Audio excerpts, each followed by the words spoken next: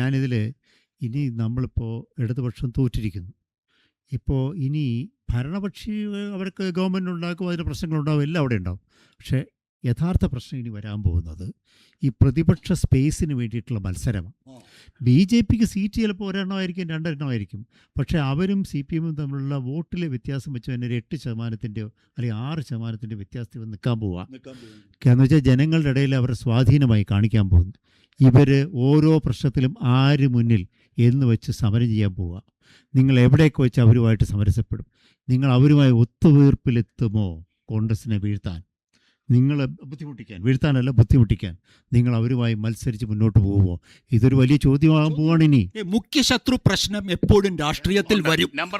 Jacob George, അത് ഏത് രാഷ്ട്രീയത്തിലും അടിയന്തര മുഖ്യ ശത്രു ആരാണെന്നുള്ള പ്രശ്നമില്ലാതെ രാഷ്ട്രീയമില്ല. അതിൽ തീരുമാനിക്കാനായിട്ട് ഓരോ പാർട്ടിക്കും ചരിത്രം നിർബന്ധിക്കും. പക്ഷെ ഞാൻ കാണുന്നത് ഇടതുപക്ഷത്ത്, പ്രത്യേകിച്ച് സി പി എമ്മിന്റെ അണികളിൽ, സി പി എം ലെയറുകളിൽ പുതിയൊരു ലെയർ നേതൃത്വത്തിലേക്ക് ഉയർന്നു വരും. ഏത് തരത്തിലുള്ള ആ രാഷ്ട്രീയം എന്തായിരിക്കും അവരുടെ? ആ രാഷ്ട്രീയം ഒരു കമ്മ്യൂണിസ്റ്റ് രാഷ്ട്രീയം, സി പി എം രാഷ്ട്രീയമായിരിക്കും. ആ സി പി എം രാഷ്ട്രീയത്തിന് എനിക്ക് തോന്നുന്നത് MA ബേബി കളമൊരുക്കാൻ സാധിക്കും എന്നാണ് ഞാൻ കാണുന്നത്, ഇപ്പോൾ കാണുന്നത്. പക്ഷെ ബേബിയൊക്കെ ഇവിടെ ഉണ്ടായിരുന്നല്ലോ, പാർട്ടി ജനറൽ സെക്രട്ടറി ആയിട്ട് ഉണ്ടായിരുന്നല്ലോ. എന്തുകൊണ്ട് ഈ അപകടം മുൻകൂട്ടി കാണാൻ കഴിഞ്ഞില്ല? പ്രത്യേകിച്ച് കമ്മ്യൂണിസ്റ്റ് നേതാക്കന്മാർ എല്ലാം മുൻകൂട്ടി കാണുന്നവരല്ലേ, എന്തുകൊണ്ട് ബേബിക്കും ഐസക്കിനുമൊക്കെ ഈ പോക്ക് എങ്ങോട്ടാണെന്ന് അറിയാത്തതാണോ? എനിക്ക് അവരെയൊക്കെ അറിയുന്നതാണ്. എന്തുകൊണ്ട് അവർ പറയേണ്ട സമയത്ത് പാർട്ടിക്കകത്ത് പറയാതെ എല്ലാത്തിനും റാൻമൂണികളായി നിന്നുകൊണ്ട് ഇനി അവർ മാറ്റുമെന്ന് പറയുമ്പോൾ എനിക്ക് അങ്ങനെ നടക്കട്ടെ, അങ്ങനെ നടക്കുകയാണെങ്കിൽ അതോ ഇടിച്ച് നിന്നോട്ടെ എന്ന് വിചാരിച്ചതാണോ? എനിക്കറിഞ്ഞൂടെ. അതിന്റെ ഞാൻ ഒരു പക്ഷേ അതായിരിക്കും അജിത്. ഇടിച്ചു നിന്നോട്ടെ എന്നല്ല, ഒരു ഘട്ടം കഴിയട്ടെ, ഒരു ഘട്ടം കഴിഞ്ഞിട്ട്. പക്ഷേ അങ്ങനെ എനിക്കറിയാം കണ്ണൂരിൽ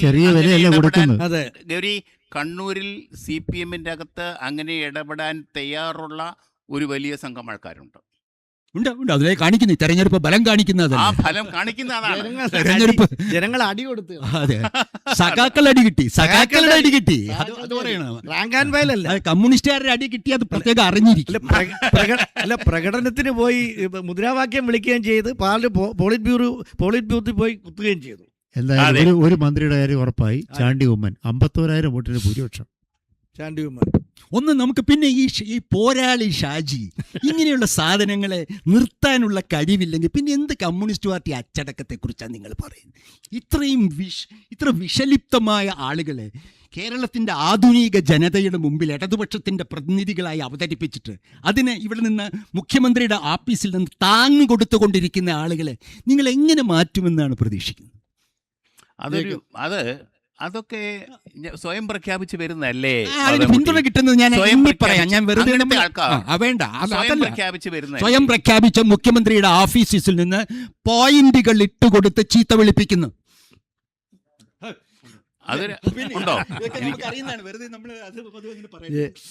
ജേക്കബ് അറിഞ്ഞിട്ട് അറിയുന്നില്ല.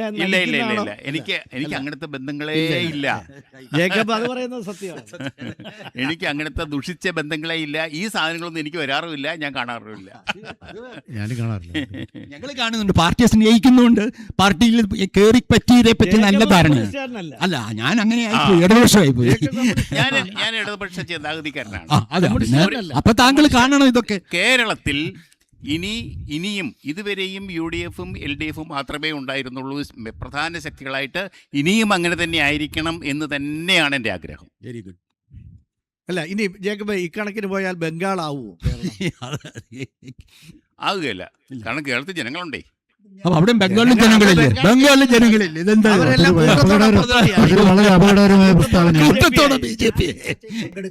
ആദ്യം തന്നെ പറഞ്ഞു ബംഗാൾ പോലെ ആകില്ല കേരളം. അതിന്റെ കാരണങ്ങളൊന്നും പറയും ശക്തി. കേരളം ബംഗാൾ പോലെ ആകില്ല എന്ന് പറയുന്നത് കേരളത്തിൽ ഇവിടുത്തെ കമ്മ്യൂണിസ്റ്റ് പാർട്ടി അടിയിൽ നിന്ന് തന്നെ കെട്ടിപ്പറ്റുന്നു. അതെ, അതിന് അതിൻ്റെതായ വർഗ സ്വഭാവങ്ങൾ, സൊസൈറ്റികളുണ്ട്.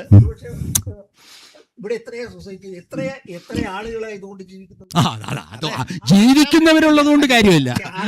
പറഞ്ഞൊരു കാര്യം ശരിയുള്ളൂ, എല്ലാ ബന്ധങ്ങളും സാമ്പത്തികമാണ്. അല്ല, ജീവിക്കാൻ വേണ്ടി പാർട്ടിയുടെ വരുമാനം കിട്ടുന്നതുകൊണ്ട് അവര് അതേപോലെ പോകും. അതേപോലെ പോകും. അത് 2020 അത് 2020 അല്ലല്ല എന്റെ തീർത്തും വ്യത്യസ്തം, പാർട്ടി 2020 ആകരുത്. എന്റെ തീർത്തും വ്യത്യസ്തമായ നിലപാടാണ്. കേരളത്തിൽ ഇത് പോയാൽ തിരിച്ചു വരില്ലെന്നും ബംഗാളിൽ ഇനിയും അത് തിരിച്ചു വരാൻ സാധ്യതയുണ്ടെന്ന് വിശ്വസിക്കുന്ന ആളാണ് ഞാൻ. കാരണം ഞാൻ നേരത്തെ പറഞ്ഞ പോലെ ബംഗാളിലെ വർഗവൈരുദ്ധ്യം, നമ്മൾ ഈ ഇപ്പോൾ വർഗം എന്നൊക്കെ പറയണത് തന്നെ ആളുകൾക്ക് പുച്ഛമാണ്. ചേട്ടാ അല്ല, ഒറ്റ മിനിറ്റ് ഇപ്പോഴും ഞാൻ പറയും ഒറ്റ കാര്യം, അവിടെ ആ മുസ്ലിംസിനെ മുഴുവൻ എതിരാക്കിയിട്ട് പിന്നെ എന്ത്? ഇവിടെ അത് തന്നെ ചെയ്ത ശക്തി, ഇവിടെ അത് തന്നെ ശക്തി ചെയ്തത്. ഞാൻ എണ്ണിയും ഇത് കഴിഞ്ഞിട്ട് പറഞ്ഞു തരാം. എത്ര നിനക്കറിയാമല്ലോ, ഇതിനെന്താ പിന്നെ നമ്മൾ പറയുന്നത്? നമ്മുടെ പാർട്ടി സഖാക്കളുള്ള കോഴിക്കോട്ടെ കുടുംബങ്ങളിൽ പാർട്ടി കുടുംബങ്ങൾ UDF വോട്ട് ചെയ്യേണ്ട അവസ്ഥ എങ്ങനെ വന്നു? കേരളത്തിലെ, ഇന്ത്യയിലെ ഏറ്റവും അധികം മുസ്ലിങ്ങൾ കമ്മ്യൂണിസ്റ്റ് ആയിരുന്ന സ്ഥലമാണ് കോഴിക്കോട്. ആ കോഴിക്കോട്ടെ കമ്മ്യൂണിസ്റ്റ് സഖാക്കളുടെ കുടുംബത്തിൽ UDF വോട്ട് ചെയ്യേണ്ട അവസ്ഥ ഉണ്ടാക്കിയവർ മറുപടി പറയുക തന്നെ വേണം കമ്മ്യൂണിസ്റ്റ് പ്രസ്ഥാനത്തോട്. എന്തായാലും അണികൾക്ക് മാർക്സിസ്റ്റ് പാർട്ടിയോട് അമിതമായ ഇഷ്ടമുണ്ടെന്ന് മനസ്സിലായി. കമ്മ്യൂണിസ്റ്റുകാരാണ്, അവര് ഇടതുപക്ഷക്കാരാണ്, അധികാരത്തിൽ ഇരിക്കുന്നവരാണ് രാഷ്ട്രീയം വിട്ടത്. ഇതില് ഈ BJPയും തൃണമൂലും ഒക്കെ ആടിത്തിമിർത്ത് സമയമെടുക്കുമായിരിക്കും. പക്ഷെ അവിടെ അപ്പോഴും ഈ പാർട്ടിയുടെ ഭാഗമായാൽ മാത്രം ഡെലിവറൻസ് ഉള്ള, രക്ഷയുള്ള മനുഷ്യരിപ്പോഴും ബാക്കി അവിടെ കിടക്കുക. ഇവിടെ അതല്ല. മക്കൾ അമേരിക്കയിലാണ്, നമ്മൾ സർക്കാർ ജീവനമാണ്, സഹകരണ സംഘമാണ്. നമുക്കിവിടെ സത്യത്തിൽ പേടിക്കേണ്ട, കാനഡയിലേക്ക് പോയാൽ മതി, മക്കൾ അവിടെ ഉണ്ടല്ലോ. നമുക്ക് കമ്മ്യൂണിസ്റ്റ് പാർട്ടി ഈ കേരളത്തെ സൂക്ഷിച്ചു നോക്കണം. താങ്കൾ ഇടതുപക്ഷ അനുഭവം, സോവിയറ്റ് യൂണിയൻ വീണിട്ട് തിരിച്ചു വന്നോ? നിങ്ങൾ വേറെ എവിടെയെങ്കിലും സോഷ്യലിസം തിരിച്ചു വന്നോ? ഇല്ല. അവിടെ നിങ്ങൾ ആലോചിക്കുമ്പോൾ അങ്ങനെ ചരിത്ര ആ ഭൂപടത്തിൽ ഇത് കാണണം. സോഷ്യലിസം ഭൂപടത്തിലുണ്ട്. അത് ചൈനയിലും നമുക്കറിയില്ല. ഏക പാർട്ടി സോഷ്യലിസം നോർത്ത് കൊറിയയിലുണ്ടല്ലോ. അത് പറയണ്ട. അത് ഇവിടെ തെരഞ്ഞെടുപ്പ് ജനങ്ങൾ സ്വീകരിക്കുന്ന ഒരു കമ്മ്യൂണിസ്റ്റ് പാർട്ടി ലോകത്ത് നിന്നിരുന്നത് കേരളത്തിലായിരുന്നു. പക്ഷേ എന്തൊക്കെ പറഞ്ഞാലും കേരളത്തിലെ ജനാധിപത്യത്തിന് ഒരു വലിയ സൗന്ദര്യമുണ്ട്. ആ സൗന്ദര്യമാണ് ഈ തെരഞ്ഞെടുപ്പ് കണ്ടത്. അതെ, പക്ഷെ അത് കേരളത്തിൽ ജനങ്ങൾ തെരഞ്ഞെടുത്ത കമ്മ്യൂണിസ്റ്റ് പാർട്ടി കേരളത്തിൽ ഇപ്പോഴും നിലവിലുണ്ട്. അത് നിലനിർത്താൻ നമുക്ക് കഴിയുമോ എന്നുള്ളതാണ്. അതാണ് കഴിയേണ്ടത്. അല്ലാതെ നോർത്ത് കൊറിയയിലെ പോലെ ഭരിക്കാൻ ഇവിടെ ഒരു പ്രശ്നവും ഇല്ല. മോഡി ഭരിക്കുന്നുണ്ടല്ലോ, അതുപോലെ പിണറായിക്ക് ഭരിക്കാമല്ലോ, കുറച്ച് ഭരിക്കുകയും ചെയ്തല്ലോ. നമ്മൾ ഈ ചർച്ചയിലൊന്നും കൊണ്ടുവരാൻ ഒരു ചെറിയ ഈ ചർച്ചയിൽ രണ്ടാമത്തെ പിണറായി ഗവൺമെന്റ് ഒരുപാട് സാമാന്യ ബുദ്ധിക്ക് നിരക്കാത്ത ഒരുപാട് സംഭവങ്ങൾ അതിനെ പാർട്ടി ചെക്കപ്പ് ചെയ്തില്ല. അതിന്റെ ഒരു തിരിച്ചടിയാണ് ഇത് സംഭവം. എല്ലാവർക്കും അറിയാൻ ശക്തി. SRC ഇടയ്ക്കിടയ്ക്ക് സ്റ്റേറ്റ് കമ്മിറ്റിയും സെക്രട്ടേറിയറ്റും ഒക്കെ ആഴ്ച കൂടുന്നുണ്ട്. ശക്തി പറയുന്നേ, രേഖ, ചർച്ച, അതൊക്കെ ചേരും. അത് ചർച്ച ചെയ്യാതെ സംഘടനാ തലമാണ്. അതെ, അത് ചെയ്യാതെ മുന്നോട്ട് പോകാൻ പറ്റില്ല. അപ്പൊ അതുകൊണ്ട് ഈ കാര്യങ്ങളിൽ പാർട്ടിക്കുള്ള നിലപാടുകൾ, പാർട്ടി ഇപ്പൊ ഈ തെരഞ്ഞെടുപ്പ് കഴിയുമ്പോൾ ഇതിനെ കുറിച്ചൊരു വിശകലനം വരുമല്ലോ, അതിനകത്ത് ചർച്ച ചെയ്തിട്ട് ഈ വക കാര്യങ്ങൾ ഇതിനകത്തേക്ക് കടന്നു വരരുത്, എങ്ങനെയൊക്കെയുള്ള തെറ്റുകളാണ് നമുക്ക് പറ്റിയത് എന്നുള്ളതിനെ സംബന്ധിച്ച് ആത്മാർത്ഥമായ വിലയിരുത്തൽ നടത്തണം. അല്ലാതെ വെറുതെ കമ്മിറ്റി കൂടി. അങ്ങനെ വന്നാൽ ഒരു സംശയവും വേണ്ട, കേരളത്തിലെ ഇടതുപക്ഷ പ്രസ്ഥാനം, ബംഗാളിലെ ഇടതുപക്ഷ പ്രസ്ഥാനം ഇപ്പൊ ആയിട്ടുള്ള സ്ഥിതിയിലാകില്ല. കാരണം ഇപ്പൊ നമ്മളോട് ഇരിക്കുമ്പോൾ ഒറ്റ സീറ്റ് പോലും ബംഗാളിൽ കിട്ടിയില്ല. അതെ, അതാണ് അവസ്ഥ. കോൺഗ്രസിനോടുള്ള അജിത്തിന്റെ ഉപദേശം എല്ലാം CPM ഉപദേശമാണല്ലോ. കോൺഗ്രസിനോട് എന്താണ് പറയാനുള്ളത്? കോൺഗ്രസിനോട് ഇപ്പൊ കോൺഗ്രസ് ജനങ്ങൾ ഉപദേശിച്ചല്ലോ. ഉപദേശിച്ചില്ല. കോൺഗ്രസ് ഈ പിന്നെ മതനിരപേക്ഷമായ ജാതി പാർട്ടികളുടെ ജാതി കോലങ്ങളുടെ പുറകെ പോകാതെ തത്വാധിഷ്ഠിത നിലപാടെടുത്താൽ അവർക്ക് വിജയിക്കാം. അഴിമതിയുടെ കാര്യം അഴിമതി ഏറ്റവും വലിയ ഉദാഹരണമാണ്. അഴിമതിയുടെ അടി കിട്ടിയത്. ഇപ്പം ലീഗ് പോലും പണ്ട് ഏറ്റവും കൂടുതൽ അഴിമതി കാണിക്കുന്ന പാർട്ടി എന്നാണല്ലോ നമ്മളൊക്കെ പറഞ്ഞുകൊണ്ടിരുന്നത്. ലീഗ് പോലും ഇങ്ങനെ അഴിമതി കാണിച്ചാൽ പിടിക്കപ്പെടും എന്നൊരവസ്ഥയിലേക്ക് വന്നിട്ടുണ്ട് എല്ലാവരും. അപ്പോൾ അഴിമതി ഒരു പരിധി കവിഞ്ഞ് കാട്ടിക്കഴിഞ്ഞാൽ പിടിക്കപ്പെടും. ഇവിടുത്തെ മീഡിയ അത്രയ്ക്ക് ശക്തമാണ്. അങ്ങനെ മീഡിയ ശക്തമാകണം. അതുകൊണ്ട് ഇനി അങ്ങനെ എല്ലാവർക്കും ധൂർത്തടിച്ചും അഴിമതി കാണിച്ചും കേരളത്തിൽ തേരോട്ടം നടത്തിക്കളയാം എന്ന ഒരു ധാരണയ്ക്ക് ഉള്ള തിരിച്ചടി കൂടിയാണിത്. അല്ലെങ്കിൽ അടുത്ത പ്രാവശ്യം ഇത് നിങ്ങൾ ഇപ്പുറത്ത് 36 കൊണ്ട് ഇരിക്കേണ്ടി വരും. ഇവിടുത്തെ അല്ല, അപ്പൊ ചിലപ്പോൾ BJP കയറിയെന്നും വരും. കയറിയെന്നും വരും. ഉറപ്പായിട്ടും. അതും ഓർമ്മിക്കാം. അതാണ് അതിന്റെ പ്രശ്നം. ഇവിടെ ഒരു പ്രധാന പ്രശ്നമുണ്ട്. നമ്മളിപ്പോൾ ഈ LDF ഗവൺമെൻറ്റിൻ്റെ പിണറായി വിജയൻ ഗവൺമെൻറ് അഴിമതിയെ പറ്റി പറയുമ്പോൾ ഏറ്റവും കൂടുതൽ ആരോപണങ്ങൾ പിണറായി വിജയനെതിരെ തന്നെയാണ്, കുടുംബത്തിനെതിരെ. നമ്മൾ മറ്റ് മന്ത്രിമാരെ നോക്കിക്കഴിഞ്ഞാൽ നമുക്ക് ഒരാൾക്കെതിരെ അഴിമതി വ്യക്തിപരമായിട്ട് പറയാൻ വ്യക്തിപരമായിട്ട് അഴിമതി കേട്ടില്ല. അതൊന്നും അല്ല ഇതിനകത്ത് ഒരു മിനിറ്റ്. അല്ല, ശക്തി പറയട്ടെ. പ്രധാനമായിട്ടുള്ള ഒരുപാട് റിട്ടയർഡ് IAS അത് തന്നെ പേര് ഞാൻ പറയാൻ ആഗ്രഹിക്കുന്നില്ല. ജേക്കബ് ജോർജിനും അറിയാം, എനിക്കും അറിയാം ആരാണിത് ഭരിച്ചിരുന്നതെന്ന്. ആരാണ് ഭരിച്ചിരുന്നത് ഞങ്ങൾക്കൊക്കെ അറിയാം. ഇവർക്ക് എല്ലാവർക്കും 3-4 ലക്ഷം രൂപ കൊടുത്ത് കൂടുതൽ പറയുന്നില്ല. രണ്ട്, കേരളത്തിലെ ഉദ്യോഗസ്ഥ അഴിമതി ആ. സങ്കല്പിക്കാനാവുന്നതിലും വലുതാണ്. ഏത് ആഫീസിലും അവരുടെ അഴിമതിയും രാഷ്ട്രീയവുമായി കൂട്ടിക്കെട്ടി. അതും ഞാൻ പറഞ്ഞുതരാം. ഇനി തെറ്റിദ്ധരിക്കേണ്ടത് ഉദ്യോഗസ്ഥന്മാരിൽ മാത്രം നിൽക്കുന്നു. വീണ്ടും വീണ്ടും നിയമനം. എന്തൊരു നിയമനമായിരുന്നു ഈ 10 വർഷം ഒരു വ്യക്തിയെ. അത് മാത്രമല്ല, പണ്ടൊക്കെ മാർക്സിസ്റ്റ് പാർട്ടി സെക്രട്ടേറിയറ്റിൽ ഫ്രാക്ഷൻ എന്നുള്ള ഏർപ്പാടുണ്ടായിരുന്നു. ഓരോ വകുപ്പുകളിലും ഓരോ വകുപ്പുകളിലും ഭരിക്കുന്നത് അതിൻ്റെ നിർണായക നയപരമായ തീരുമാനമെടുക്കുക സെക്രട്ടേറിയറ്റ് കൂടി ഫ്രാക്ഷൻ അതൊരു ചർച്ചയെങ്കിലും നടത്തി ചെയ്യുമായിരുന്നു. ഇപ്പൊ അതില്ല. ശക്തി അങ്ങനെ ഇല്ലേ? പാർട്ടി ഫ്രാക്ഷൻ ഉണ്ടാവില്ലേ ഓരോ വകുപ്പിലും? പാർട്ടിയില്ല, പിന്നെ പ്രവർത്തിക്കുന്നില്ല. ഇപ്പൊ എല്ലാം പിണറായി വിജയൻ അങ്ങ് പ്രവർത്തിക്കുമല്ല.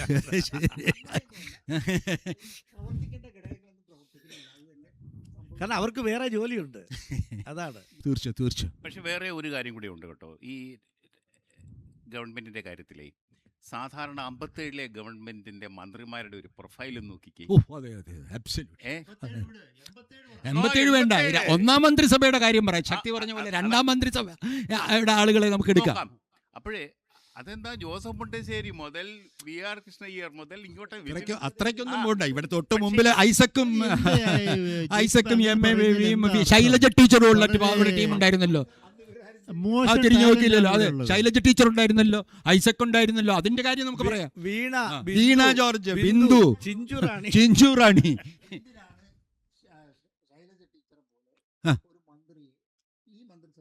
എതുക്കായിരുന്നു ഒറ്റ കാര്യം. ജനങ്ങൾ ചോദിക്കുന്ന ചോദ്യമാണ് ജേക്കബ് ജോർജ്, വീടുകളിൽ ചോദിക്കുന്ന ചോദ്യമാണ്.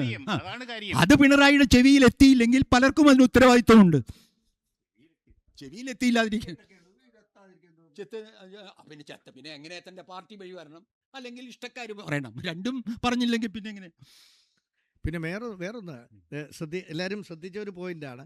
ഈ മുമ്പൊക്കെ മാർക്സിസ്റ്റ് പാർട്ടി നേതാക്കന്മാർ CH കണാരനൊക്കെ ഒരു സ്ഥലത്ത് ചെല്ലുമ്പോൾ ആ സഖാവിൻ്റെ വീട്ടിൽ നിന്നേ ഭക്ഷണം കഴിക്കുകയുള്ളൂ. അതിനുശേഷം ഇപ്പോഴത്തെ ഒരവസ്ഥ, ഈ സമ്പന്നരുമായിട്ടുള്ള ബന്ധം മാർക്സിസ്റ്റ് പാർട്ടിയിൽ പിടിമുറുക്കുന്നു. മാത്രമല്ല, സമ്പന്നർ പാർട്ടിക്കാരായി മാറുന്നു. അവരുടെ സ്വത്ത് സംരക്ഷിക്കാൻ പണ്ട് ഇതൊക്കെ സംരക്ഷിക്കുന്ന കോൺഗ്രസ് ആയിരുന്നു. ഇപ്പൊ മാറി സ്വത്ത് സംരക്ഷിക്കുന്ന മന്ത്രിമാരാക്കിയില്ലേ പണത്തിന്റെ അടിസ്ഥാനത്തില്. ഈ അൻവർ എന്ന് പറഞ്ഞ് ഇപ്പൊ പറയുന്ന ആളെ എങ്ങനെ വന്നു ഇതിനകത്ത്? ആദ്യം അൻവർ വന്ന വഴി പറയാം, എന്നിട്ട് നമുക്ക് അൻവർ ചീത്ത പറയാം. പെട്ടെന്ന് ഒരു രാക്ഷസന്മാരാവുന്നത് ഇവര്. തീർച്ചയായിട്ടും. അപ്പോൾ നമുക്ക് ഒരു അവസാന ഘട്ടത്തിൽ ജേക്കബ് വേറെ ചാനൽ ചർച്ചയുണ്ടോ? നമുക്കൊരു ഒരു കാര്യം ആയിക്കോട്ടെ. അപ്പോഴേ നമുക്കിന്ന് അവസാനിപ്പിക്കുന്നതിന് ഒരു ജേക്കബ് ഈ 2 കാര്യം. ഒന്ന്, മന്ത്രിസഭ രൂപീകരണം എങ്ങനെയായിരിക്കും? കോൺഗ്രസിനകത്ത് ഭിന്നത രൂക്ഷമാകുമോ? തമ്മിൽ തല്ല് പഴയതുപോലെ ഉണ്ടാകുമോ? അത് ഏത് തരത്തിലായിരിക്കും അടുത്ത മന്ത്രിസഭാ രൂപീകരണം? ജേക്കബിന്റെ അനുഭവത്തിന്റെ അടിസ്ഥാനത്തിൽ, ദീർഘകാലത്തെ അനുഭവത്തിന്റെ അടിസ്ഥാനത്തിൽ. എൻ്റെ അഭിപ്രായത്തിൽ മുഖ്യമന്ത്രി സ്ഥാനം ആര് എന്നുള്ളത് ഒരു വിഷയം തന്നെയാണ് കോൺഗ്രസിനകത്ത്. കാരണം 3 പേര് KC വേണുഗോപാൽ, കാരണം KC വേണുഗോപാൽ തന്നെയാണ് കേരളത്തിൽ ഈ തിരഞ്ഞെടുപ്പിൻ്റെ ചുക്കാൻ ഹൈക്കമാൻഡിൻ്റെ പേരിൽ പിടിച്ചത്. പണം, സാമ്പത്തികം ഒരു വലിയ വിഷയമാണ്. ഒരു മണ്ഡലത്തിൽ എത്ര 1 കോടി രൂപയെങ്കിലും ഇട്ട് കൊടുത്താൽ അത്രയും കാശ് പിരിച്ചുണ്ടാക്കണ്ടേ? അത് ഉണ്ടാക്കിയിട്ടുണ്ട് KC വേണുഗോപാൽ. അല്ലാതെ തന്നെ നേതൃത്വം കൊടുത്തിട്ടുണ്ട്. അതാണ് അദ്ദേഹത്തിൻ്റെ ക്ലെയിം. രമേശ് ചെന്നിത്തല, മുൻ പ്രതിപക്ഷ നേതാവ്, അദ്ദേഹത്തിന് ആ സ്ഥാനം അന്ന് മുഖ്യമന്ത്രി സ്ഥാനം കിട്ടേണ്ടതായിരുന്നു, അത് കിട്ടിയില്ല. അതിൻ്റെ പ്രശ്നം അദ്ദേഹത്തിനുണ്ട്. BD സതീശൻ ഈ തെരഞ്ഞെടുപ്പിനെ മുന്നിൽ നിന്ന് നിയന്ത്രിച്ച അദ്ദേഹത്തിന് വ്യക്തമായ ഒരു രാഷ്ട്രീയമുണ്ടായിരുന്നു, രാഷ്ട്രീയ ബോധമുണ്ട്. അത് ശരിക്കും സമുദായത്തിൻ്റെ തിണ്ണ നിരങ്ങാത്ത ഒരു കോൺഗ്രസ് നേതാവ് എന്ന് പറയുന്നത് കോൺഗ്രസിൻ്റെ അലങ്കാരം തന്നെയാണ്. അങ്ങനെ ഒരു നേതാവ് മുഖ്യമന്ത്രിയാവുന്നത് ഒരു പ്രധാനപ്പെട്ട ഘടകമാണ് എന്ന് ഞാൻ വിശ്വസിക്കുന്നു. അതങ്ങനെ വരട്ടെ. അങ്ങനെ വരുമ്പോൾ അറിയത്തില്ല, നമുക്ക് അത് കോൺഗ്രസിൻ്റെ തീരുമാനം, അൾട്ടിമേറ്റ് ആയിട്ട് കോൺഗ്രസിൻ്റെ തീരുമാനം. പക്ഷേ അതിലും പ്രധാനം ആരായിരിക്കും ഇവിടുത്തെ പ്രതിപക്ഷ നേതാവ് എന്നുള്ളൊരു വലിയ പ്രശ്നമല്ലേ. തല ഉയർന്ന 1969 കെ കരുണാകരൻ എങ്ങനെയാ പ്രതിപക്ഷ നേതാവായത്? അതെ അതെ 9 അംഗങ്ങളുടെ നേതാവായിട്ട് ഒരു കെ നാണക്കേടും കരുണാകരൻ ഇല്ല. വരികയാണ്. 9 പേരേ ഉള്ളൂ. പാരമ്പര്യം കേരളത്തിലുണ്ടല്ലോ. അങ്ങനെ പാരമ്പര്യമുണ്ട്. അപ്പൊ പിണറായി ആയതുകൊണ്ട് കുഴപ്പമൊന്നുമില്ല, ഒരു കുഴപ്പമില്ല. പിണറായി ആയതുകൊണ്ട് നയിക്കാൻ ധൈര്യമുണ്ടെങ്കിൽ നയിക്കാവുന്നതാണ്, തിരിച്ചു വരാവുന്നതാണ്. തിരിച്ചു വരാവുന്നതാണ്. തിരിച്ചു വരണം. വരണം. അദ്ദേഹത്തെ ജയിപ്പിച്ചെങ്കിൽ അദ്ദേഹം തന്നെ പ്രതിപക്ഷ നേതാവായി ഇരിക്കുന്നതാണ് ജനാധിപത്യ മര്യാദ, അദ്ദേഹത്തിൻ്റെ ഉത്തരവാദിത്തം. തൻ്റെ തെറ്റുകൊണ്ട് നഷ്ടപ്പെട്ട അധികാരം തിരിച്ചു പിടിച്ച് കമ്മ്യൂണിസ്റ്റുകാരെ ഏൽപ്പിക്കുക എന്ന ഉത്തരവാദിത്വവും പിണറായിക്കുണ്ട്. തീർച്ചയായിട്ടും അങ്ങനെ എടുക്കാൻ അപ്പൊ കഴിയുമെന്നുണ്ടെങ്കിൽ അടുത്ത അതൊരു വലിയ ഇലക്ഷൻ 87 വയസ്സാവും. അല്ല, അദ്ദേഹം മത്സരിക്കുമോ എന്നുള്ളതല്ല ഞാൻ പറഞ്ഞത്. അല്ല, പിണറായിയുടെ വയസ്സിന്റെ കാര്യം 82 5 വർഷം കഴിഞ്ഞല്ലേ 87 അല്ല അത് പാർലമെന്റ്. ചിലപ്പോൾ 3 വർഷം കഴിഞ്ഞിട്ടും വൺ ഇന്ത്യ വൺ ഇലക്ഷൻ വരികയാണെങ്കിൽ മന്ത്രിമാരുടെ കാര്യം ജേക്കബ് മന്ത്രിമാരുടെ കാര്യം, മന്ത്രിമാരെ നല്ല മന്ത്രിസഭ രൂപീകരിച്ച ജേക്കബിനെ ചുമതലപ്പെടുത്തിയാൽ ആരെയൊക്കെ പറയും? എനിക്ക് അങ്ങനെ പറഞ്ഞു അറിയാൻ മേലാത്ത ഒത്തിരി പേര് ഓ വന്നിട്ടുണ്ട്. പറഞ്ഞു അത് നോക്കൂ. ചെറുപ്പക്കാർക്ക്, യുവാക്കൾക്ക് പ്രാധാന്യം കൊടുക്കണമെന്ന് തന്നെയാണ് എൻ്റെ പക്ഷം. ആദ്യം ഇപ്പം എന്താണെങ്കിലും ചാണ്ടി ഉമ്മൻ ഒരു പ്രധാനപ്പെട്ട ആളായിരിക്കും. അതെ. ബിന്ദു കൃഷ്ണ വരുന്നുണ്ട്. കെ മുരളീധരൻ ജയിച്ചാൽ കെ മുരളീധരൻ മന്ത്രിയാവും. CP ജോൺ CP ജോൺ ഉണ്ട്. CP ജോണൊക്കെ തീർച്ചയായിട്ടും മന്ത്രിയാണ്. ഷിബു ബേബി ജോൺ RSPക്ക് ഒരു മന്ത്രിസ്ഥാനം കിട്ടും. RSPക്ക് ഒരു മന്ത്രിസ്ഥാനം തീർച്ചയായിട്ടും മന്ത്രിയാവും. പിന്നെ അങ്ങോട്ട് നോക്കി അനൂപിന് ഒരു മന്ത്രിസ്ഥാനം കിട്ടും. അനൂപ് ജയിക്കും അല്ലെങ്കിലും മന്ത്രി. ജോസഫ് ഗ്രൂപ്പിലെ ആർക്ക് കിട്ടും? ജോസഫ് ഗ്രൂപ്പില് ചിലപ്പം മോൻസോ? മോൻസ് അല്ലെങ്കിലും മന്ത്രിയാ. പിന്നാരാ? പിന്നെ ഒരാളും കൂടി വരണം. ഒരാൾ മതി. ഒരാളേ ഉള്ളൂ, 6 പേരെ ജയിക്കുന്നുള്ളൂ, 5 പേരെ തലയിലെ ജയിക്കുന്നുള്ളൂ. മൊത്തം കോൺഗ്രസ്സുകാർ കൂടുതലാ. അതെ, എന്നാലും കഴിഞ്ഞ അല്ലേ പ്രാവശ്യം ജേക്കബ് ജോർജ്, ഈ കോൺഗ്രസ് നേതൃത്വത്തിൽ നായന്മാർ വളരെ കൂടുതലാണല്ലോ. മുരളീധരൻ, രമേശ് ചെന്നിത്തല, സതീശൻ, KC ഇത് വേണുഗോപാൽ. KC വേണു. ഈ നായർ നേതൃത്വം കോൺഗ്രസിന് എത്ര കണ്ട് അത്രയ്ക്കുള്ള വോട്ടും ഇല്ലല്ലോ നായന്മാരുടെ. നമുക്ക് മുസ്ലിം ലീഗിലെ പോലെ അപ്പൊ അതെന്താ ഞാൻ ജേക്കബിനോട് ചോദിക്കുകയാണ്, ഈ നായർ മേധാവിത്വം കോൺഗ്രസിൽ മന്ത്രിസഭയിൽ ഉണ്ടാവുമോ? അല്ല, ഇച്ചിരി മേധാവിത്വം ഉണ്ടായാലും കുഴപ്പമൊന്നുമില്ല. കുഴപ്പമില്ലേ? അത് പറ്റില്ല. അപ്പൊ ബാക്കി എന്താ ഈഴവരെയൊക്കെ പിന്നെ ഈ നായന്മാരാണെങ്കിലും ജനങ്ങൾ തിരഞ്ഞെടുത്തവരല്ലേ. അതുകൊണ്ട് പറ്റില്ല. പക്ഷെ മന്ത്രിസഭയുടെ സന്തുലനത്തിൽ ജാതി രാഷ്ട്രീയം തന്നെ വേണം. അതായത് അതും വേണം. ഒരു അത് മിനിറ്റ്. അത് ആരാണ് പിന്നെ കോൺഗ്രസിലെ ഈഴവ നേതൃത്വത്തെ പ്രതിനിധീകരിക്കുക? അല്ല, പറയൂ. അല്ല, ഈഴവ വിസിബിൾ ആയിട്ടുള്ള ഈഴവ നേതാക്കൾ. ബിന്ദു കൃഷ്ണ ബിന്ദു കൃഷ്ണ ഈഴവയാണ്. She's a woman. രണ്ട് പ്രാതിനിധ്യം അവിടെ. മുസ്ലിം ലീഗ് ഒരു സ്ത്രീയും ഒരു മുസ്ലിമും, ഷാനിമോൾ ഉസ്മാൻ. അപ്പൊ അങ്ങനെ വേണം, അല്ലാതെ വീണ്ടും ഒരു മുസ്ലിമിനെ ചാൻസ് ഉണ്ട് കോൺഗ്രസിൽ നിന്ന്. അത് അവർക്ക് ആയിക്കൂടെ. സ്ത്രീയുമായി ഷാനിമോൾ ഉസ്മാൻ. മിടുക്കിയാണ്. അപ്പൊ അങ്ങനെ കാര്യങ്ങൾ പറയണം. അതുപോലെ ദലിത് ആരായിരിക്കണം ദലിത് പ്രതിനിധി? തുളസിയുണ്ടല്ലോ. തുളസിയുണ്ട്. SC ST പ്രതിനിധിയായിട്ട് ആരാണ് ഉണ്ടാവുക? അതും നോക്കണം. നമ്മൾ ഈ നായന്മാരുടെയും പ്രധാനപ്പെട്ട വരേണ്യ വർഗത്തിന്റെ കാര്യം ചർച്ച ചെയ്ത് പോയാൽ പോരാ. ഇവിടെ ദലിതന്റെ കാര്യം പറയണം, ഇവിടെ സ്ത്രീയുടെ കാര്യം പറയണം, യുവാക്കളുടെ കാര്യം പറയണം. ഏതാണ് ജേക്കബിന് യുവാക്കൾ യൂത്ത് കോൺഗ്രസിന്റെ പ്രസിഡന്റ് ജനീഷ് ജയിച്ചു. പിന്നെ ലിജു തീർച്ചയായിട്ടും എടുക്കണം. തീർച്ചയായിട്ടും ഞാൻ യോജിക്കുന്നു. ലിജുവിനെ പോലെ സന്തുലിതാവസ്ഥയും പാണ്ഡിത്യമുള്ള രാഷ്ട്രീയ വിദ്യാഭ്യാസമുള്ള, പ്രത്യേകിച്ച് രാഷ്ട്രീയ ചരിത്രം, പക്വതയുള്ള, വർത്തമാനത്തിൽ സൗമ്യതയുള്ള, നിയമസഭയിൽ കാര്യമായിട്ട് കാര്യങ്ങൾ അവതരിപ്പിക്കാൻ ശേഷിയുള്ള ഒരാളാണ് ലിജു. കിട്ടുമോ? അയാളെ എടുക്കുമോ? PC വിഷ്ണു വരണം. അങ്ങനത്തെ നമ്മൾ പറയുന്ന മാധ്യമപ്രവർത്തകരായ നമ്മൾ, മതനിരപേക്ഷ സെക്കുലർ മാധ്യമപ്രവർത്തകർ ആഗ്രഹിക്കുന്ന ഒരു മന്ത്രിസഭക്ക് ഉണ്ടാവുമോ കോൺഗ്രസ്? കുഴൽനാടൻ മന്ത്രിയാ. ഇത് എത്ര മന്ത്രിമാരാണത്? അതാണ് കോൺഗ്രസ്. അത് കിട്ടാൻ പറ്റുള്ളൂ. കോൺഗ്രസിന് എണ്ണം കൂടിയാലുള്ള പ്രശ്നം ഇങ്ങനെയുണ്ട്. പിന്നെ ഡെപ്യൂട്ടി സ്പീക്കർ അങ്ങനെയൊക്കെ ഉണ്ട്. പിന്നെ വാഴക്കന് കിട്ടാത്തവരെ വാഴക്കന് വേറെ പ്ലാനിംഗ് ബോർഡിലൊക്കെ ആക്കാമല്ലോ. അതൊക്കെ സാധനങ്ങൾ നമ്മളിപ്പോ സംസാരിക്കേണ്ടാത്ത ഒരു വിഷയമാണ് അതെന്ന് എന്റെ തോന്നുന്നത്. ഇത് കേട്ടിട്ട് ഇതിലെല്ലാം കേൾക്കുന്നുണ്ട് അവരെ. നിങ്ങൾ വിചാരിക്കേണ്ട നമ്മളുടെ കുറച്ചുപേരെ ഇതുള്ളൂ. ഇത് ശ്രദ്ധിക്കേണ്ടവർ ശ്രദ്ധിക്കുന്നുണ്ട്. ഇരിക്കുന്നത് ആരാണെന്നൊക്കെ നോക്കുന്നുണ്ട് അവര്. അപ്പൊ അതുകൊണ്ട് അപ്പോ മത്സരം അങ്ങനെ ഇപ്പൊ മന്ത്രിസഭാ രൂപീകരണം അങ്ങനെ ആയിരിക്കും ഉണ്ടാവുക. അതന്നെ. ഏതായാലും 10 ദിവസം ഉണ്ടാവും, 10-ാം തീയതിക്കുള്ളിൽ ഉണ്ടാവുമെന്നാ അതെ പറയുന്നത്. അജിത്തിന്റെ അഭിപ്രായം കൂടി പറയണേ. എങ്ങനെയായിരിക്കും, എന്തായിരിക്കും മന്ത്രിസഭയുടെ ഒരു സ്വഭാവം, ലീഗിന്റെ സ്വഭാവം? ലീഗിൽ ഒരു സ്ത്രീയെ യുവതി വരുമോ? വരില്ല, വരില്ല, വരാൻ സാധ്യത കുറവാണ്. കുറവാണ്. കാരണം അവിടുത്തെ യാഥാസ്ഥിതികരെ ഇത് തന്നെ ചെയ്തത് വലിയ കാര്യം. കാര്യം അപ്പോൾ അവിടുത്തെ യാഥാസ്ഥിതികരെ തൃപ്തിപ്പെടുത്താവുന്ന ലീഗിന് മുന്നോട്ട് പോകാൻ പറ്റില്ല. അവരുടെ പ്രതിനിധികൾ ആരൊക്കെ ആയിരിക്കും? അവരുടെ ലീഗിന്റെ പ്രതി കുഞ്ഞാലിക്കുട്ടി വരാം, ആ. ഫിറോസ് ഷാജി വരാം, ഷംസുദ്ദീൻ വരും. ഷംസുദ്ദീൻ വരാം, ഷംസുദ്ദീന് മിക്കവാറും വിദ്യാഭ്യാസമായി. ബഷീർ, ഫിറോസ് അല്ലെങ്കിൽ ആരെങ്കിലും. പി കെ ബഷീർ വരും. അപ്പൊ അങ്ങനെ അപ്പൊ 4 സ്ഥാനാർത്ഥി, 5 അങ്ങനെ RSP യിൽ നമ്മൾ ഈ പറയുന്നല്ലോ Baby Shibu John. Baby John Shibu മാത്രമേ ബേബി വരുള്ളൂ. ജോൺ. അതെ. പിന്നെ CMP ജയിക്കുകയാണെങ്കിൽ CP ജോൺ. ജോൺ വരും. അപ്പൊ ഏകദേശം നമുക്ക് കോൺഗ്രസ് ഒഴിച്ച് ബാക്കിയുള്ള കാര്യങ്ങളിൽ നമുക്കൊരു ഏകദേശം കോൺഗ്രസ് ഇപ്പൊ വരാൻ പോകുന്നത് മറ്റു സമുദായങ്ങളിൽ നായർ കാൻഡിഡേറ്റ്സ് കുറവാണ്, മറ്റു ക്രിസ്ത്യാനികളെ കൂടുതൽ. അതെ. അതുകൊണ്ട് കോൺഗ്രസിൽ നിന്ന് കൂടുതൽ കുറച്ച് നായന്മാരും ഈഴവരും. അല്ല, എന്തായാലും KPCC പ്രസിഡന്റ് റോമൻ കത്തോലിക്കനാണ്, കുടിയേറ്റ കർഷകനാണ്. അദ്ദേഹത്തിന് തീർച്ചയായും എന്തായാലും KPCC പ്രസിഡന്റ് എന്ന നിലയ്ക്ക് അദ്ദേഹത്തെ എടുക്കും. അപ്പൊ അതിന്റെ പല കോട്ടയിലായി. KPCC അധ്യക്ഷ സ്ഥാനം KPCC വേറെ വേറെ ആൾക്ക് കൊടുക്കാം. രമേശ് ചെന്നിത്തല അത് പറ്റില്ലല്ലോ. ഇല്ല. അപ്പോൾ അങ്ങനെ വരുമ്പോൾ ഈ പിന്നെ ഈഴവരായിട്ട് 3-4 പേരെ എടുത്തല്ലേ, 4 പേർക്കെങ്കിലും കൊടുക്കണം. പക്ഷെ 11 പേര് പ്രതാപൻ തോറ്റത് വലിയ വേറൊരു തരത്തില് തോറ്റിട്ടില്ല. പക്ഷേ തോൽക്കുകയാണെങ്കിൽ ഈ ധീവര പ്രാതിനിധ്യം ഒരു സീറ്റ് സീറ്റ് അത് പ്രതാപൻ തോൽക്കുകയാണെങ്കിൽ നാടാർ സമുദായത്തിന് ഒരു സീറ്റ് കൊടുക്കണം. ഉണ്ടല്ലോ, ഒരു തവണ ജയിച്ചിട്ടുണ്ടല്ലോ. പിന്നെ കിട്ടണ്ടേ? UDF ൽ നിന്ന് അതെ, അതാ ഞാൻ പറയും. നമ്മൾ ഈ വലിയ നായന്മാരുടെയും പ്രമാണികളുടെയും കാര്യമല്ല പറയേണ്ടത്. ദലിതരുടെയും ധീവരരുടെയും പുലയന്മാർക്കും പ്രാതിനിധ്യമുണ്ട്, ആദിവാസികൾക്കും സ്ത്രീകൾ. അതാണ് കേരളത്തിലെ ജനങ്ങൾ ചർച്ച ചെയ്യുന്നത്. അപ്പൊ അതിൽ നമുക്ക് എന്തെങ്കിലും അഭിപ്രായ രൂപീകരണത്തിന് സഹായിക്കാൻ പറ്റുമോ? ദലിതനില്ലാത്ത കളി പറ്റില്ല, ധീവരനില്ലാത്ത പറ്റില്ല, സ്ത്രീ ഇല്ലാത്തത് പറ്റില്ല. 2 സ്ത്രീയെങ്കിലും ഉണ്ടായ സ്ത്രീയെങ്കിലും ഉണ്ടായി. അത് സ്ത്രീ പറയാൻ മാധ്യമങ്ങൾക്കുള്ള ധാർമ്മിക ബലം വേണം. ഇപ്പോഴത്തെ സാഹിത്യത്തിൽ കോൺഗ്രസിൽ നിന്ന് അങ്ങനെ വരാനുള്ളൂ. സ്ത്രീകൾ മനസ്സിലായില്ലേ? കോൺഗ്രസിൽ മാത്രമേ ഈ 3 വനിതാ MLA-മാര്, മറ്റാരുടെയും വനിതാ MLA-മാര്. പിന്നെ മുസ്ലിം കോൺഗ്രസിൽ ഒരു മുസ്ലിം കാൻഡിഡേറ്റേ വരുള്ളൂ മന്ത്രിയായിട്ട്. തന്നെ 3 സ്ത്രീകളാണ്. അല്ല, അതിലൊരു ഷാനിമോള് മുസ്ലിം ആക്കി എടുത്താലും ആളുകൾ ജയിച്ചിട്ടുണ്ട്. ഷൗക്കത്ത് കിടക്കുന്നു. ഷൗക്കത്ത് വേണം. ഈഴവ പ്രാതിനിധ്യമില്ലാതെ കോൺഗ്രസിന് മുന്നോട്ട് പോകാൻ കഴിയില്ല. കൊല്ലത്തെ തിരഞ്ഞെടുപ്പ് ബലം നൽകുന്ന കോൺഗ്രസിന് നൽകുന്ന പാഠം അതാണ് ആലപ്പുഴയിൽ. അല്ല, കോൺഗ്രസിന്റെ അകത്ത് ഒരു മുസ്ലിം ഈഴവ കാര്യം പറയൂ ജേക്കബ് ജോർജ്. 4 ഈഴവർ വരും. പറഞ്ഞിട്ട് ഈഴവരെ അങ്ങനെ ഒഴിവാക്കണ്ട.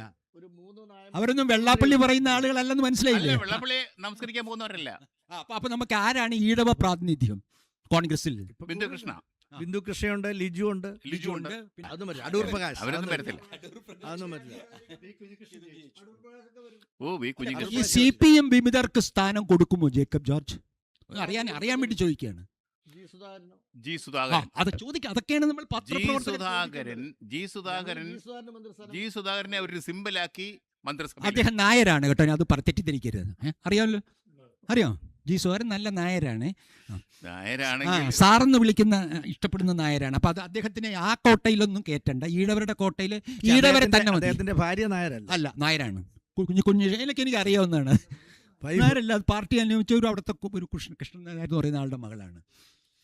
ജൂബിലി. പോട്ടെ, ഇനി തർക്കിക്കേണ്ട. നമുക്ക് ഈഴവരെ വേണം. ആരാണ് നിങ്ങളുടെ അഭിപ്രായം? ശക്തി ആരാണ് ഇവരുടെ കോൺഗ്രസ്? ഈഴവര് ഇപ്പൊ നിങ്ങൾക്ക് ഈഴവരെ പോലും അറിയില്ല. പിന്നെ നമ്മൾ മാധ്യമ പ്രവർത്തനത്തില് എല്ലാ നായന്മാരെയും അറിയാം. ജാതി നോക്കാറില്ലല്ലോ. ജാതി നോക്കാത്ത ആളുകളും. അയ്യോ, ഞാൻ അങ്ങനെ ഇപ്പൊ എത്ര വേഗം റോമൻ കാത്തോലിക്ക കിട്ടി, എത്ര വേഗം കേരളത്തിലെ കോൺഗ്രസിൽ ഈഴവ പത്മരാജന് ശേഷം ഈഴവർ വളരെ നെഗ്ലക്റ്റഡ് ആണ് പാർട്ടിയിൽ. അതുകൊണ്ടാണ് ഈ വെള്ളാപ്പള്ളിയൊക്കെ കിടന്ന് ഈ കാണിക്കുന്നത്. എന്നാൽ തീയരടക്കം, മലബാറിലെ തീയരടക്കം ഇത്തവണ UDF നോട്ട് ചെയ്തു. അവർക്ക് കൊടുക്കേണ്ട പ്രാതിനിധ്യം കൊടുത്തില്ലെങ്കിൽ അതിന്റെ ബലം അനുഭവിക്കേണ്ടി.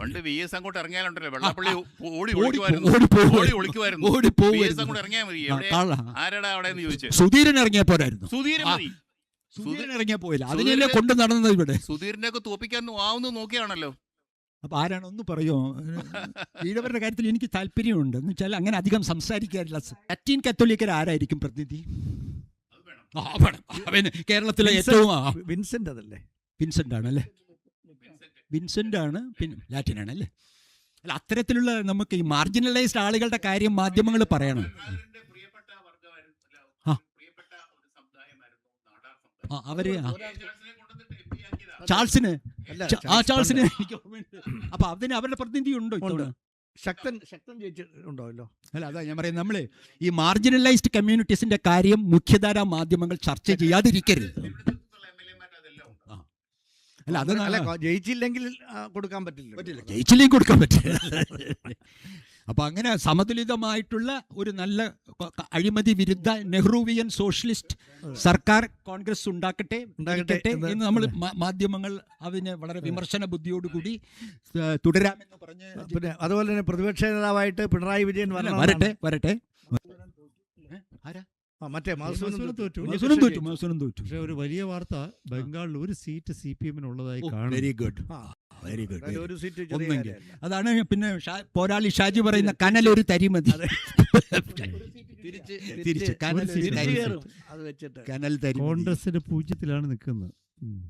തമിഴ്നാട്ടിൽ എന്താ CPM-ന്റെ CPI യുടെ ഒക്കെ സ്ഥിതി? ഈ DMK-യുടെ കൂടെ അവരും പോയോ? തീർച്ചയായിട്ടും ഏറ്റവും വലിയ പത്രങ്ങളെ അവരുടെ കള്ളക്കളിയും കൂടിയാണ് പുറത്തു വരുന്നത്. കള്ളക്കളിയാണെന്ന് വെച്ചാൽ രാഷ്ട്രീയം തെരഞ്ഞെടുപ്പ് പറയുമ്പോൾ ആർക്കാണ് വിജയ സാധ്യത എന്ന് പറയണ്ടേ? മനോരമ കൃത്യമായി പറഞ്ഞു. നമ്മൾ മാധ്യമ പ്രവർത്തകരല്ലേ പറയുന്നത് ഒരു തെരഞ്ഞെടുപ്പ് നടക്കുമ്പോൾ അതാണെന്ന്? അതെ, നമ്മൾ അങ്ങനെയാ പഠിച്ചിട്ടുള്ളത്. സത്യം അറിയുന്ന പോലെ എഴുതണമെന്ന്. അവർ ചെയ്യില്ല. ഞാൻ പറഞ്ഞില്ലേ, ഞാൻ പ്രതീക്ഷിച്ചിട്ടില്ല ഇത്രയും വലിയൊരു വിജയം UDF ഉണ്ടാവും. അത് UDF കൈവരിച്ചു. അതിനനുസരിച്ചുള്ള ഒരു ഭരണ സംവിധാനം ഇവിടെ രൂപപ്പെട്ടു വരുന്നതിൽ സന്തോഷമുണ്ട്. പക്ഷേ അങ്ങനെ പോകാനായിട്ട് കോൺഗ്രസിന്റെ മുൻകാല അനുഭവങ്ങളുടെ അടിസ്ഥാനത്തിൽ കഴിയുമോ എന്നുള്ളൊരു സംശയം എനിക്ക് മാത്രമല്ല എല്ലാവർക്കും ഉണ്ട്, ഇവിടെ ഇരിക്കുന്നവർക്കും. അതിനൊരു പരിഹാരം കണ്ടുകൊണ്ട് മുന്നോട്ട് പോകാൻ അവർക്ക് കഴിയുമാറാകട്ടെ. 5 വർഷം അവർ ഭരിക്കട്ടെ. 5 വർഷമില്ല, 3 വർഷം ഭരിക്കാൻ കഴിയുള്ളൂ. അതിനുള്ള സൗകര്യം കേരള ജനത ഒരുക്കി കൊടുത്തതിന് കേരള ജനതയോട് നമുക്ക് എല്ലാവർക്കും ഉള്ള അഭിനന്ദനവും നന്ദിയും രേഖപ്പെടുത്താവും. ഇതില് ഈ തെരഞ്ഞെടുപ്പ് പിണറായി വിജയന്റെ പരാജയമാണ്, VD സതീശന്റെ വിജയമാണ്. വളരെ ഇൻ എ നട്ട്ഷെൽ. പിണറായി വിജയന്റെ നിലപാടുകൾ, നടപടികൾ, പിണറായി വിജയനെ കുറിച്ചിട്ടുള്ള ജനങ്ങളുടെ, ഞാൻ ഇതിനെപ്പറ്റി ഒരിടത്ത് എഴുതിയത്, ഇത് പെർഫോമൻസും പെർസെപ്ഷനും തമ്മിലുള്ള ഒരു മത്സരത്തിൽ പെർസെപ്ഷൻ ജയിച്ചതും കൂടെയാണ് ഒരു തരത്തിൽ ആലോചിച്ചത്. പക്ഷെ പെർസെപ്ഷൻ എന്ന് പറയുന്നത് അടിസ്ഥാനരഹിതമല്ലായിരുന്നു എന്നുള്ളിടത്താണ് ഈ പരാജയം ഇടതുപക്ഷത്തെ സംബന്ധിച്ചിടത്തോളം വളരെ സുപ്രധാനമാകുന്നത്. ഇത് കേരളത്തിലെ പരാജയമല്ല, ഇത് ദേശീയ തലത്തിലെ പരാജയമാണ്. ഇത് വെറുതെ ഓരോരോ തെരഞ്ഞെടുപ്പിലെ ജയപരാജയങ്ങൾ അല്ലെങ്കിൽ 5 വർഷത്തെ ഭരണമാറ്റം, ഇത്തരത്തിലുള്ള ന്യായങ്ങളൊന്നും ഇവിടെ ബാധകമല്ല. ഇവിടെ ഒരു ഇടതുപക്ഷ ഇന്ത്യയിൽ ഉണ്ടാവണോ വേണ്ടയോ എന്ന ചോദ്യത്തിന് മറുപടി പറയാൻ ഉത്തരവാദപ്പെട്ട ഇടതുപക്ഷം ആ ഉത്തരവാദിത്വത്തിൽ നിന്ന് കുറ്റകരമായ ഒഴിഞ്ഞുമാറ്റം നടത്തിയതിൻ്റെ ഫലമാണിത്. ആ ഫലം എങ്ങനെയൊക്കെയാണ് വന്ന് ഭവിക്കുക എന്നുള്ളത് നമ്മൾ ഈ കാണാനിരിക്കുന്നേ ഉള്ളൂ. ഒരുപക്ഷെ ഈ നാളെ ഒരു തെരഞ്ഞെടുപ്പിൽ ഇടതുപക്ഷത്തിന് 1 സീറ്റുണ്ടോ എന്ന് നമ്മൾ ഏറ്റവും താഴെ നോക്കേണ്ട ഒരു അവസ്ഥയിലേക്ക് കേരളം എത്തരുത് എന്ന് എനിക്ക് തോന്നുന്നു. ഒരു വാചകം കൂടിയുണ്ട്, അതിന് പകരം വന്ന് നിൽക്കുന്നത് കോൺഗ്രസ് ആണ് എന്നുള്ളതാണ് ഏറ്റവും വലിയ ആശ്വാസം, വലിയ ആശ്വാസം. അതാണ് ഞാനും അങ്ങനെ അവസാനിപ്പിക്കാൻ പോവുകയാണ്. ഞാൻ ഇടതുപക്ഷ അനുഭാവിയാണ്.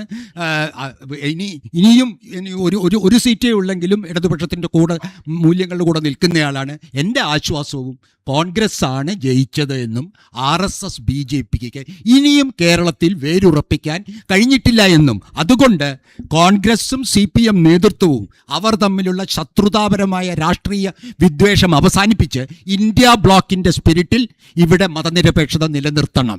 ഇതാണ് എൻ്റെ ആഗ്രഹം.